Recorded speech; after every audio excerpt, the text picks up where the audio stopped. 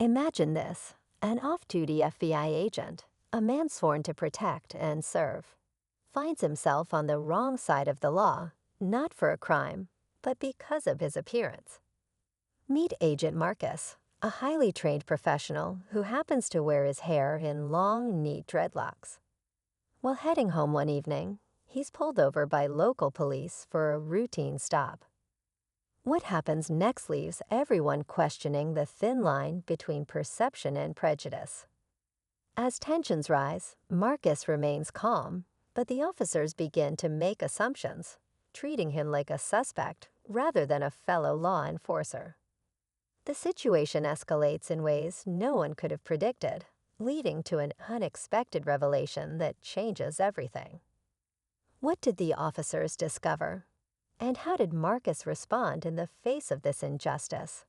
Stay tuned to uncover the shocking twists in this gripping true story. Marcus had been driving home after a long day, dressed casually in jeans and a hoodie, nothing to suggest his high-ranking role in federal law enforcement. The flashing blue lights in his rearview mirror didn't worry him at first. After all, he had his credentials in his pocket and a spotless record. But the moment the officers approached his car, he noticed their tone was off, sharp, authoritative, and immediately suspicious. One officer glanced at Marcus's dreadlocks and made an offhand remark, something about fitting a description. Marcus stayed calm, choosing his words carefully, but he could feel the weight of their judgment.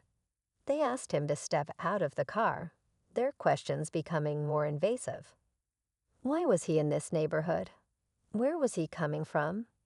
As he reached for his ID to prove who he was, something in their demeanor shifted. They weren't ready for what they were about to discover.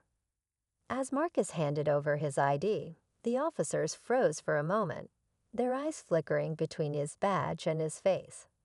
FBI. One of them muttered under his breath, a mix of disbelief and confusion clouding his expression. But instead of backing down, they seemed determined to double down. "This doesn't explain why you're here," the other officer said, his tone sharp. Marcus couldn't believe it. Even with proof of his identity, the assumptions about him lingered, hanging heavy in the air. By now, a small crowd had started to gather nearby, drawn by the flashing lights and raised voices. Marcus felt their eyes on him, the weight of being publicly scrutinized for simply existing. Meanwhile, the officers seemed to be struggling with their next move. Their body language betrayed uncertainty, but their pride wouldn't let them backpedal easily. Then came the radio call that changed everything, sparking a shift no one expected. The radio crackled loudly, breaking the tense silence. "Suspect in custody," the voice announced, followed by a detailed description that sounded eerily similar to Marcus. Same build, same hairstyle. Marcus could feel the officer's eyes shift to him again, their suspicion reigniting. He stood still, his hands visible, knowing every movement would be scrutinized. "You're saying this, isn't you?" One officer demanded, his grip tightening on his flashlight. Marcus took a deep breath, meeting their gaze calmly. "I told you who I am. Check my badge, call my supervisor," he replied evenly, though the tension in his voice was undeniable. But it was clear they didn't want to back down. Instead of verifying his story, they began debating amongst themselves, their voices low but heated. Marcus could hear bits and pieces. Looks too much like him, and better safe than sorry. Time seemed to slow as one officer reached for his cuffs, ready to escalate the situation further. Just as the officer pulled out the cuffs, another car pulled up, a sleek black SUV with government plates. The doors opened, and two sharply dressed agents stepped out, their presence commanding immediate attention. "What's going on here?" one of them asked firmly, flashing their credentials. The local officers hesitated, clearly taken off guard. Marcus felt a wave of relief as he recognized the agents, colleagues from his own bureau. "Agent Marcus, are you all right?" One of them asked, their tone laced with concern. Before Marcus could answer, one of the officers cut in, his voice defensive. He matches the description of a suspect we're looking for. We were doing our job. The lead agent's expression darkened as he responded. This man is one of ours. Did you bother to verify his identity before escalating?